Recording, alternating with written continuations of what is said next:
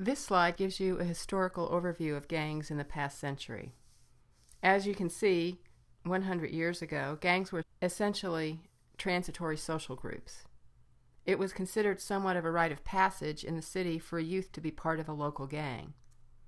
Through the 1940s and into the 1960s, teenage gangs became more prolific in larger cities. And while much of their activities revolved around partying and hanging out, there were disputes over turf, and violence might occur due to one gang invading the other's turf. By the 1960s, drug dealing became part of the gang's operation, but some gangs were also involved in social movements and social justice activities. During the 1970s, adults became more involved in gang activities, mostly due to the profit that could be made in drug trafficking. Gang members started carrying guns more routinely, and turf wars now involved economic power, in that if one lost turf, one lost the ability to make money selling drugs in that neighborhood.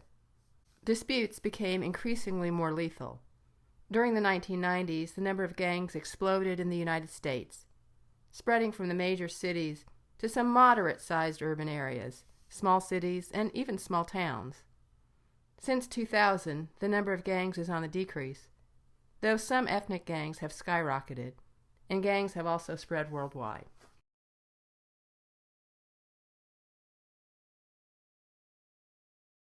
This slide lets you see the age composition, whether the gang member is an adult or a youth, according to the year that the data was collected. We also know that the smaller the community is, the more likely that the gang members will be youth rather than adults. Children can become involved in gangs as early as 8 years of age. They run errands and carry weapons or messages. They can be recruited as lookouts and street vendors and join an age-appropriate junior division of the gang.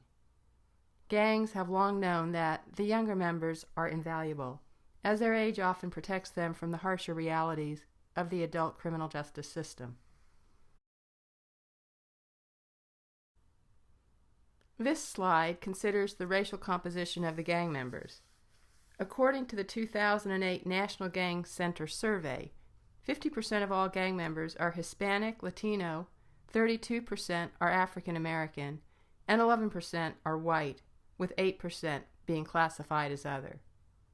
The biggest trend or change in composition has been the shift from African American gang members to Hispanic Latino as the biggest proportion.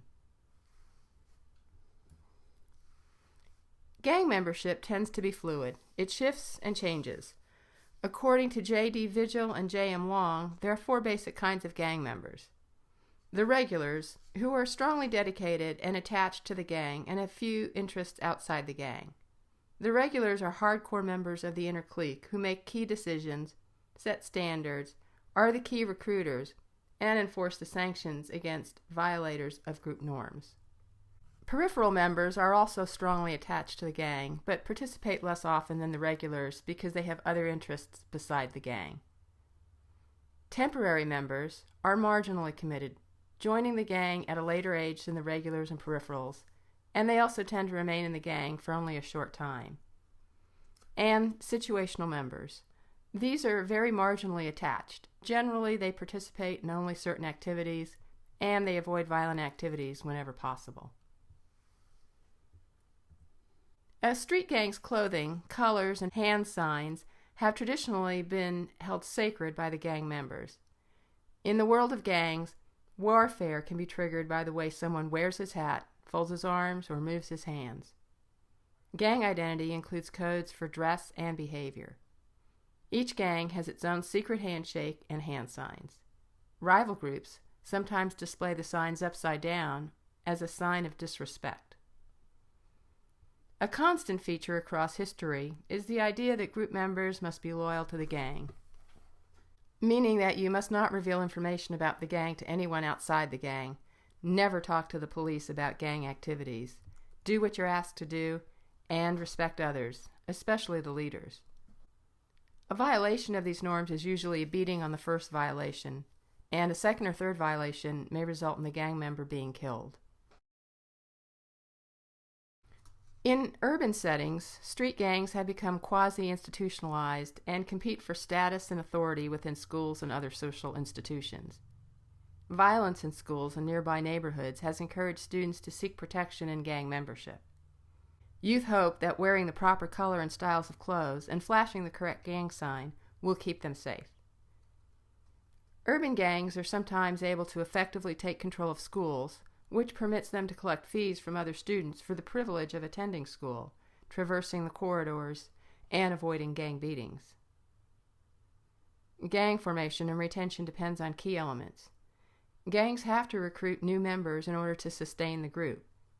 Younger members are fairly easy to recruit because gang life appears glamorous, money and power are associated with the older members. Adolescent males are most vulnerable during the junior high or middle school years.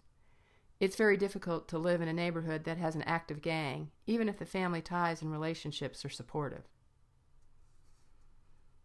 Urban gangs also have methods of initiation which often include blessing someone into the gang.